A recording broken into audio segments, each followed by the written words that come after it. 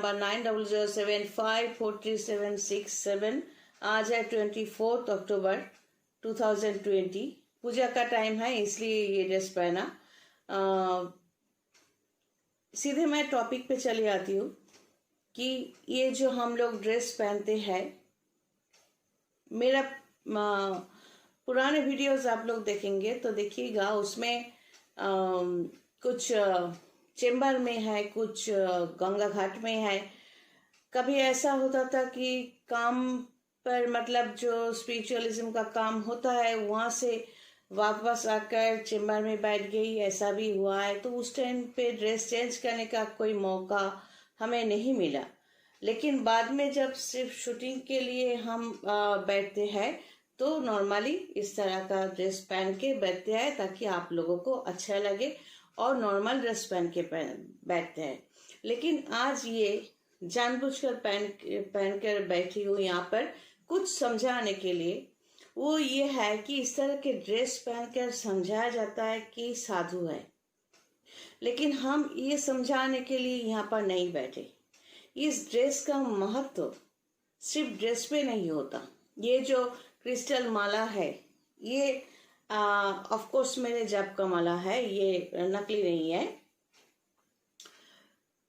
तो रुद्राक्ष माला भी है, वो नहीं पहना, वो ज्यादा भयानक लगती हूँ। ये जो रुद्राक्ष माला, ये जो क्रिस्टल माला, ये जो ड्रेस, ये हमारे जो प्रोफेशन है उसमें बैठकर काम करने के लिए ये ड्रेस, ये कलर काम आते हैं।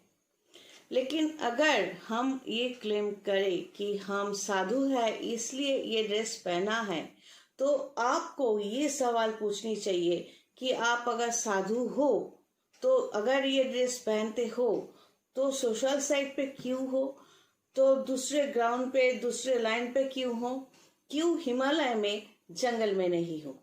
ये आपका हक है और आपको ये पूछना चाहिए। इसीलिए मैं पहले ही सरेंडर करती आई हूँ, कहती आई हूँ कि ये ड्रेस जो है, हम काम जब करते हैं वहां से वापस आकर चेंबर में बैठते थे तब पहनना पड़ा, ड्रेस चेंज करने का मौका नहीं मिला। लेकिन हम साधु नहीं है।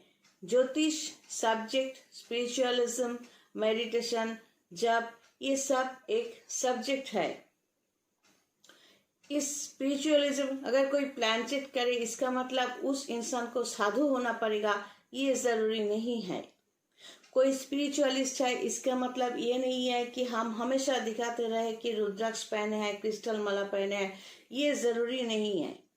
ये मेरा ख्यालात है, मेरे देखने का नजरिया है। अब और कोई कुछ करे या कहे, ये उन लोगों की बात है। मैं सिर्फ समझाने की कोशिश कर रही हूँ कि एक डॉक्टर हमेशा 24 आवर्स स्टेथोस्कोप पहन के नहीं चलते। एक वकील काला कोट पहन के 24 आवर्स नहीं चलते। सिर्फ टाइम पर जब कोर्ट में है तब पहनते हैं। डॉक्टर जब पेशेंट देख रहे होंगे तब स्टेथोस्कोप लेके घूमते हैं। तो इसी तरह ये ड्रेस, सही ड्रेस पहनना और ये एक्सेसरीज जो है, माला वगैरह जो है, ये काम के लिए पहनना और काम पे लगाना, ये टाइम टू टाइम डिपेंड करता है। ये है ड्रेस की बात, मैंने आज कह दिया। तो शायद आप लोग समझ गए होंगे। मैं फिर भी कह रही हूँ कि ज्योतिष एक सब्जेक्ट है। ज्योतिष क्या है ये मैंने कई बार समझाने की कोशिश की।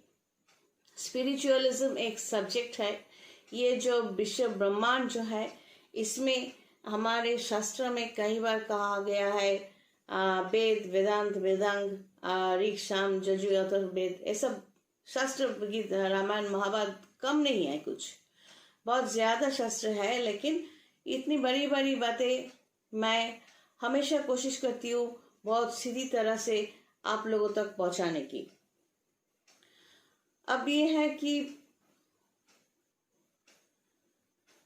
इन सब बातों का, ये जो शास्त्र में जो बात है उसमें जो पॉइंट्स होते हैं वो समझाने की या आप तक पहुंचाने की बहुत सीधी तरीके से कोशिश करती आई हूँ, अब भी करती हूँ। जो काम सही नहीं है वो आप लोग ना करें, वो रोकने की कोशिश करती हूँ हमेशा।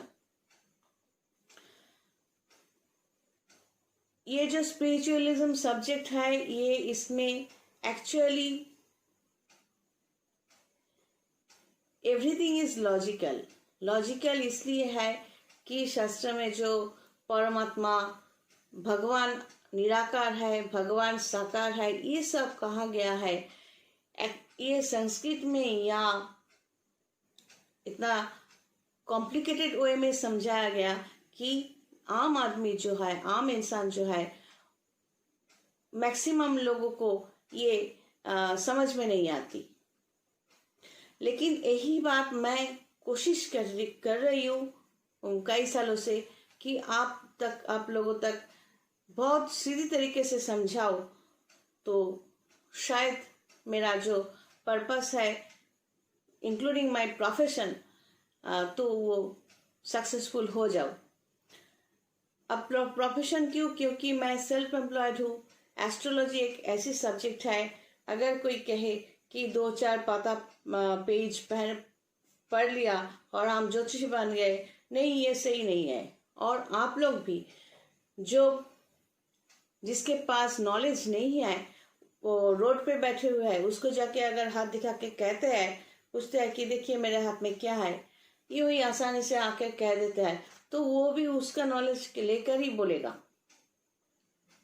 तो अच्छा कुछ आप एक्सपेक्ट मत करिए और वहां से उल्टे सीधी बात सुनकर पूरे ज्योतिष लोगों को बदनाम मत करिए। ये आप इनएफिशिएंट हो, आप ज्यादा चालाक हो, ये आपका फल है कि बात उल्टी सीधी आपको सुनना, आप सुने हो, विचार जो है वो उल्टी सीधी विचार आपने फेस किया, तो ये आप ही का कर्म का फल है।